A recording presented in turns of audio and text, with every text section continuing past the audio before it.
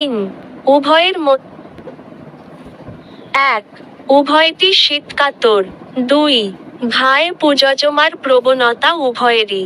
4. উভয়টি চর্বিযুক্ত খাদ্য অপছন্দ করে। 3. উভয়ের মধ্যে সামান্য কারণে রেগে ওঠার প্রবণতা আছে। কিন্তু হিপারের রোগীরা দ্রুত কথা বলে এবং পেট্রোলিয়ামের চর্মরোগ শীতকালে দেখা যায় এবং গ্রীষ্মকালে চলে যায়। রোগ বা রোগীর ব্যক্তি স্বাতন্ত্র্য প্রতিটি রোগ বা রোগী বা চিকিৎসাধীন ব্যক্তির ব্যক্তি স্বাতন্ত্র্য অন্যজন হতে ভিন্ন। অনেক ক্ষেত্রে মিল থাকিলেও গভীরভাবে পর্যবেক্ষণ করলে দেখা যায় তাদের দৈহিক গঠন, জীবন যাপন প্রণালী, খাদ্যাভ্যাস, আচার ব্যবহার, গরম বা ঠান্ডার অনুভূতি, রোগের কারণ, রোগ প্রবণতা ইত্যাদি ভিন্ন। ঔষধের সত্তার স্বাতন্ত্র্য মূল্যায়ন ও শ্রেণীবিভাগ করে যে অসাধারণ, অদ্ভুত, একক, বিরল, দৃষ্টি আকর্ষণীয় ইত্যাদি লক্ষণ পাওয়া তার সদৃশ লক্ষণ যদি কোন রোগীর মধ্যে পাওয়া যায় তাহাই হবে ওই রোগীর জন্য সদৃশ হোমিওপ্যাথিক ঔষধ। এলইডি চিকিৎসা বিজ্ঞানের সংক্ষিপ্ত ইতিহাস লিখো।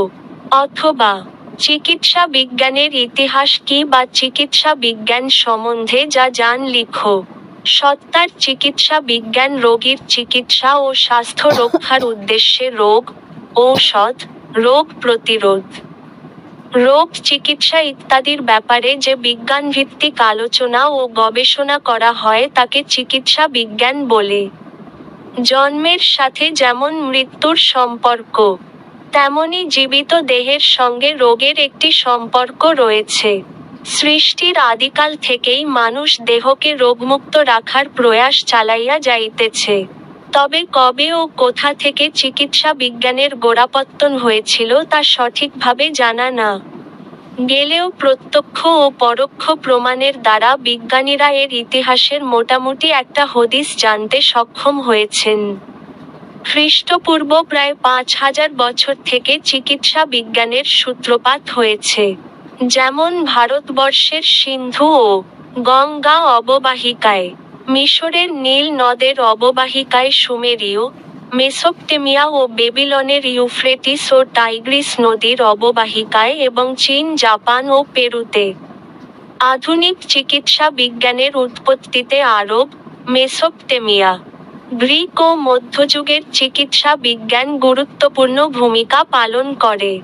আরবীয়, বেবিলনীয় ও মিশরীয় চিকিৎসা বিজ্ঞান উৎকর্ষের জন্য ভারতীয় চিকিৎসা বিজ্ঞানের নিকট ঋণী।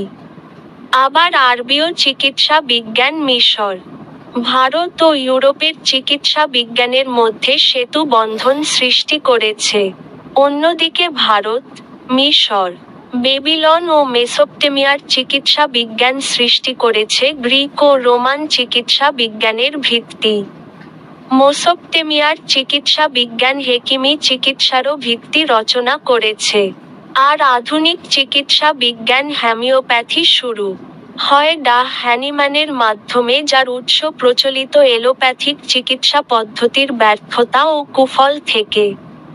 হোমিওপ্যাথিক চিকিৎসায় শক্তিকৃত ঔষধ ব্যবহৃত হয় কেন?